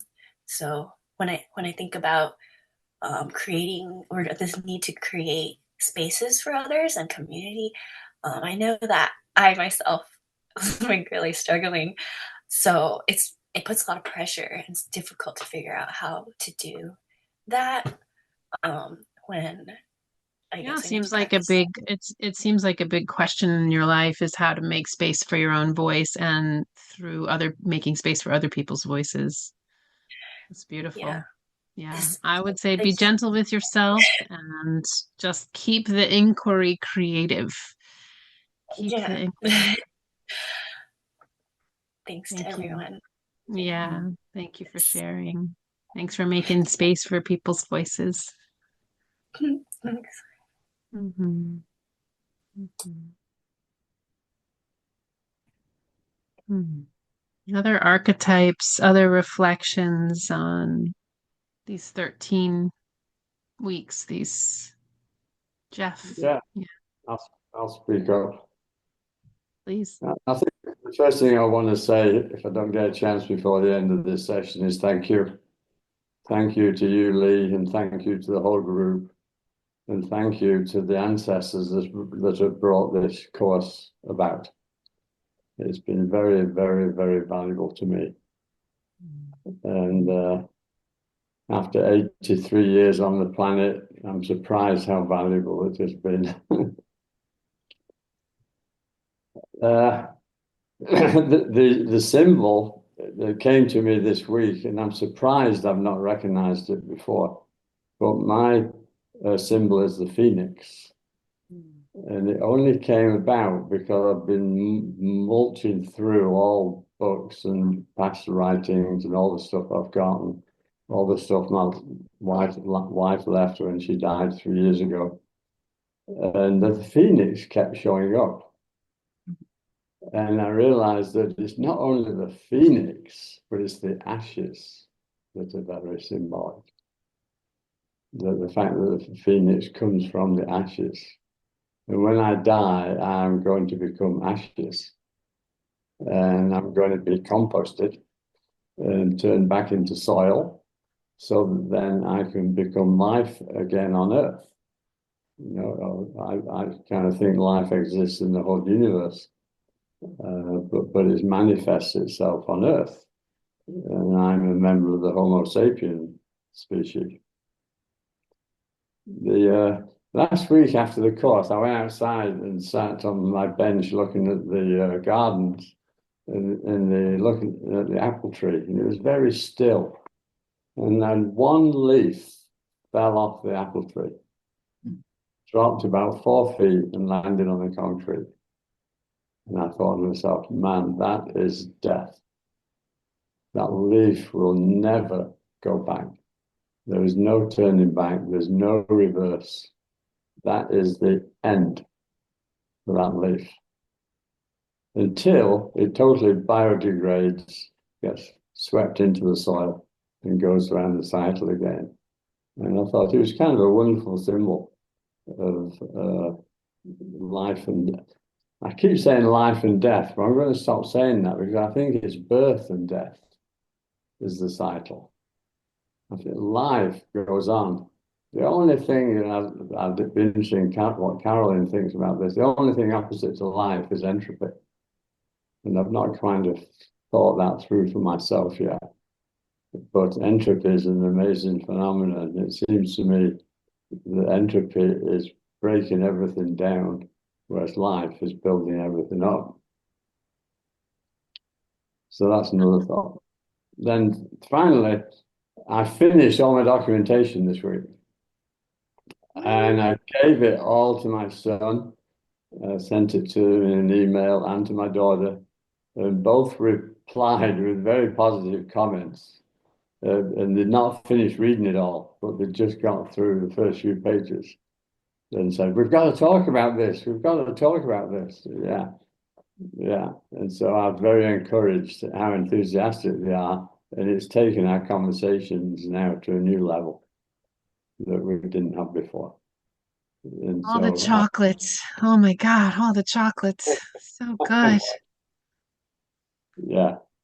And so that's been just really valuable, really valuable. And I can see it going on for years, until I die. Maybe I've got another 10 years at the most. I love the birth and death, and life is the whole process. Life continues. I love that. I really love that. And I love that your children are encouraging and supportive and that you got your paperwork done. Yeah. Oh. It's a big relief having it done. And I think the relief is knowing I'm finished. I don't feel as though there's anything else I have to do. I could die tomorrow and it would be fine. I could die in 10 years and that would be fine. Right. But there's nothing left to do. Yeah, you can turn your attention towards what's important to you. Yeah, yeah. And that is future generations, homeschooling my grandson in physics and math, and just watching him hit a baseball pitching and just see, 10-year-old in the life it's got in front of him is just tremendous. Yet at the same time, in the present political environment in the United States and the world, the future is not looking good for him. So I think the more we cultivate a strong inner resilience for the next generations, the better it will be. Yeah, it's the pile of thread. We are with the pile of thread. Yeah, the black dog is chewing on all those ends at the moment. These times have been prophesied in every tradition. These are the black dog times. So thank you, Lee. Thanks very much. Yeah, thank you. That was such a dose of chocolate. Thank you. It's beautiful. Mm. Mm. Anne-Marie. I'm not sure just what I want to share, but I do want to share. I think I'd start with gratitude for this course and what it's meant, and for this community of like-minded seekers. It's been strengthening in my path and my journey. And one of the gifts has been your suggestion at the beginning to set up an altar of remembrance of beloved ones. And I've done that on a table right next to my computer here, and it's still there. And it's been added significance because I feel like I'm one of the elders of my family, and there's much to celebrate and grieve about the people that have gone on before me. And the most significant part of it, I think, is that I found a picture of my sister as I remember her as she was in high school, and I was a young person of 7 and 8 when she was in high school. And she's been a missing person since 1961. And to have her picture on my altar of remembrance, and to try to process some of the ungrieved things of that experience, uh, the, the lack of an ending, except that we just have to assume now that she is dead. So that's been part of the journey. The other thing I wanted to talk about a bit was the story about the woman in the cave, and my impression of that, and the unraveling of all those threads caused me to reflect on my son's current depression. And I saw the unraveling of his life as all those threads on the ground. And the dog is the depression that circled into this. And how hard it is when one is as depressed as he is to find that thread and to try to weave a new garment. And for those of us that love him, to try to find a way to be the supportive presence that helps him find his way to reweave the beautiful garment of his life. It's a big unknown right now, and a challenge for all of us. We talked about dreams, and one of the things I'd say about the course of this time of being together is that my dreams have shifted in a way that I think I'm going to call positive and hopeful, in that unlike previous dreams, I have many more with water in them, and standing at the shore and having the feeling of embarking and getting ready. And my hope is that this is as happens again and again in life, a new chapter, a new beginning, a new, hopeful of what is yet to come that's unfolding. And this course has helped open all those things. So I'm very appreciative for it. Thank you.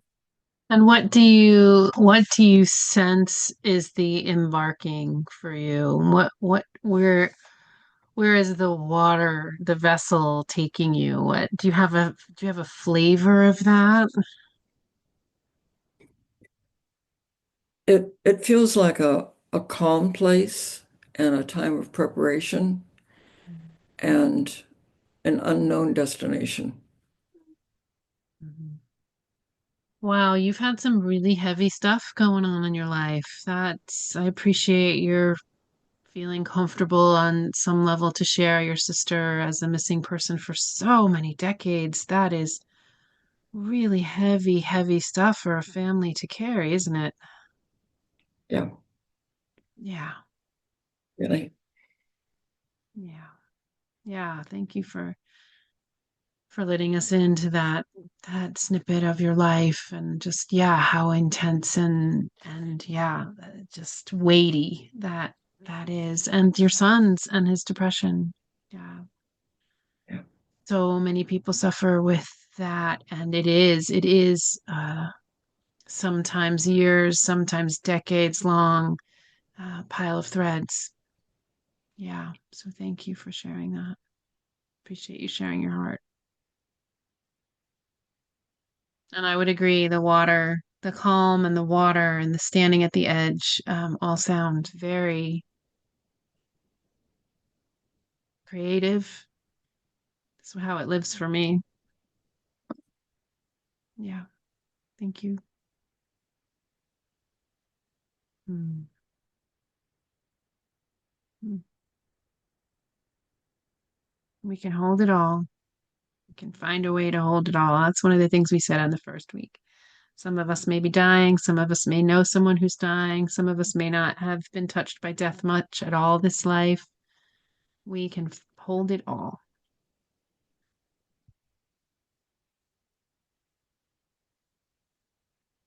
Because that's what happens when our hearts get big. Expansive. Any last shares? Becky. Just real quick. I got a text yesterday from my best friend who I'm sorry, wrong Becky. It's always the right Becky. Okay. I got a text yesterday from my best friend who said that she dropped her basket and it fell apart and she's checking herself into the hospital for a week or two. And I sent her a message and praised her for seeking help to reweave her basket. And she's still grieving the loss of my brother. And but the telling her to reweave her basket or getting help to reweave her basket fits in with your story. And the other comment about the story is, for me, it's cats, not the black dog. It's black cats that unweave everything around here. So thank you for sharing. Yeah. The black cats, the black dog. When Michael Meade tells the story, he's going along with the story of the woman in the cave, and then he says, the black dog, what black dog? That's what he does. What black dog? It's very cute. Becky Lascody. I was going to share a part of a song and I'll attach it to an email to folks that I've sung to many people before and then after they died. And I just thought it'd be sweet to sing a little bit and hopefully I'll be more or less on tune. I'm gonna mute myself so you're the only one unmuted so people can hear you. Always held, always loved, always in my heart you are. Always innocent, always beautiful, always in my heart you are. And I will sing you home, I will sing you home to me, across the valley I will sing you home to me.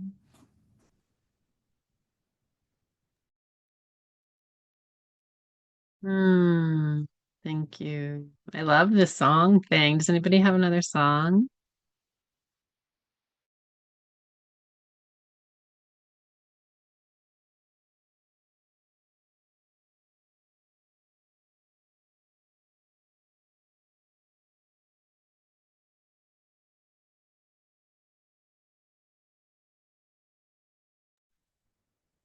I'll have one. I have one I can try. Yay. And if you know it, please sing along. Some of you, I'm sure, know the song. It is better to light just one little candle than to stumble in the dark. Better far that you light just one little candle. All you need's a tiny spark. If we'd all say a prayer that the world would be free, what a wonderful dawn of a new day we would see.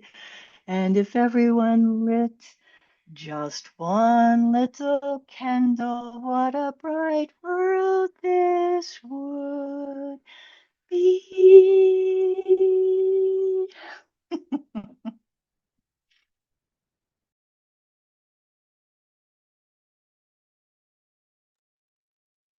Hmm.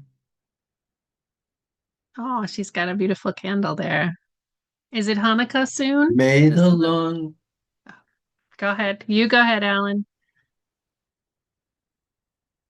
May the long time sun shine upon you, pure light surround you. No, let's see. All love surround you, and the pure light within you guide your way home. That's just what came to mind. Don't even know where I've heard it.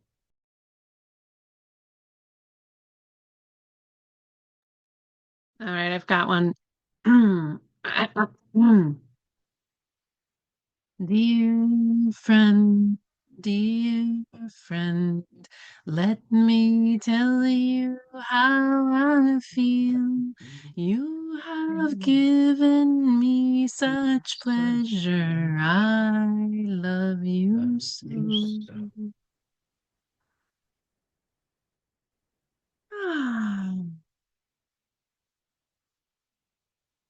Well, I do have one formal request. I will send around a little Google form, and I'd love to get your testimonial.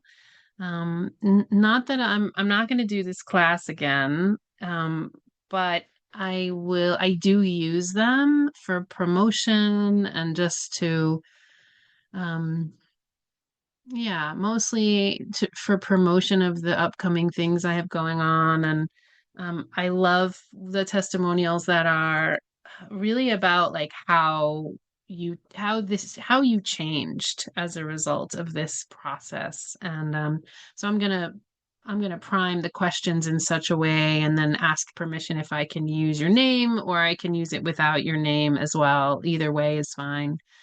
Um, and it helps me just do this work, which is as in and of itself quite not the easiest of sells in the whole world.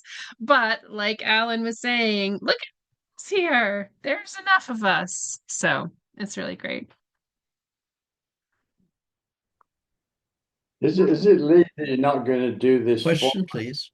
13 weeks, or you're not going to do anything I'm again? not going to do the 13 weeks, partly because I'm personally getting tired of the paperwork component and I'm more excited about the mystical component, but I've long felt that people need the practical piece in order to deal with the mystical piece, and I haven't really known how to like separate them, and I sort of still feel that way. Like they can't I don't think people can really move into the tantra of dying, which is, the embodied dying work, which is this sort of transmission that's coming through me without actually having some nuts and bolts about the fact that their bodies are going to die. Like, so I haven't really completely reconciled that yet. But I am working on some pre-recorded pieces right now, a course that's about principles, sort of the principles of conscious dying.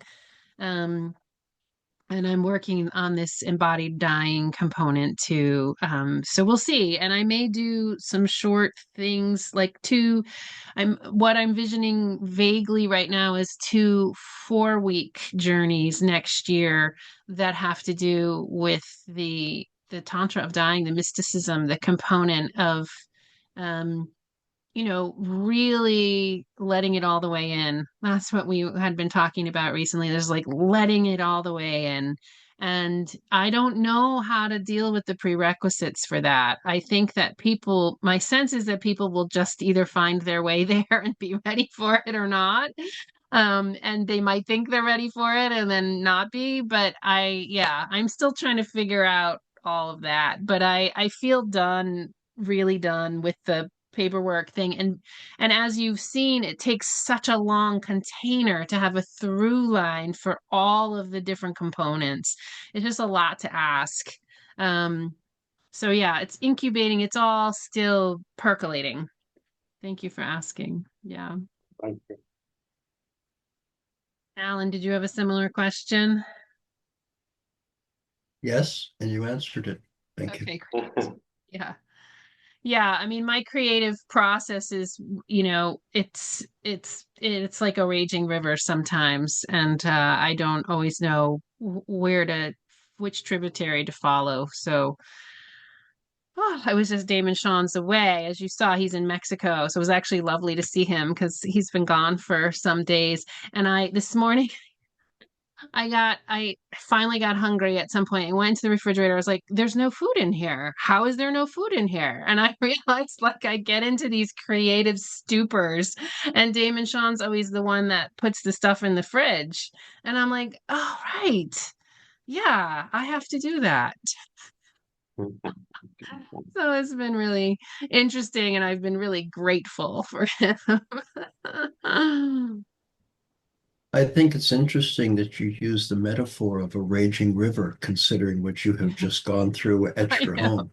I know. It's a very feminine process. I was thinking about that yesterday, walking in the park where the destruction is, and it's just like she's just doing her thing. She's just gonna swell. And then we're all like, yeah. And it feels a little bit what my creative process feels like sometimes. Like it just doesn't leave me alone, like even at 3 o'clock in the morning. So, yes, but I'm grateful nonetheless. All right, beloveds. So good. So, so good. So good. So good. It's amazing how close we can get in these little boxes. That's right. Thank you so much. Thank you all so much. This has been a joint effort for sure. A group, collective, brilliant experience. Thank you. Yeah. Yes. Thank you. Stay in touch. Thank you all. Yes, thank Be you. well. Thank you, everyone. Be well. Thank you, Lee, and all.